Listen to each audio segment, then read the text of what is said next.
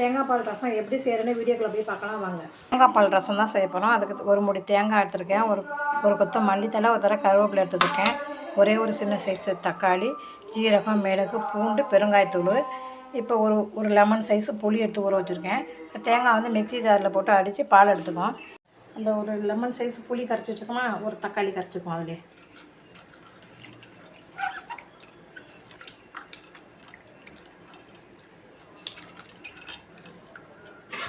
கொஞ்சமாக உப்பு சேர்த்து கரைச்சி வச்சு எண்ணெய் காஞ்சிச்சு, கொஞ்சம் கடுகு சுத்தம் ஒரு 5 காஞ்ச மிளகாய் கார்பெட் சேர்த்துக்குவோம்.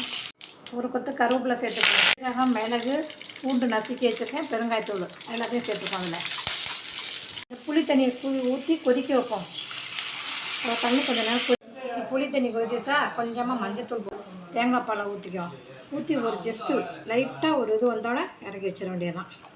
அப்போ தான் தேங்காய் பால் ருசி நல்லாயிருக்கும். இது வந்து வயிறு புண்ணெல்லாம் ஆறும் நல்லா. மணத்த தக்காளிக்கு கீரைக்கு அடுத்தது வந்து தேங்காய் பால் ரசம் தான்.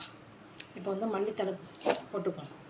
போட்டு சும்மா ஒரு கொதி லைட்டாக முட்டை போதும் வரையில் இறக்கி வச்சிட வேண்டியதான். தேங்காய் பால் ரசம் ரெடி ஆகிட்டுக்கிட்டிங்களா? சூப்பரான தேங்காய் பால் ரசம் ரெடி. இந்த வீடியோ பிடிச்சிருந்தா லைக் பண்ணுங்கள், மறக்காமல் சப்ஸ்கிரைப்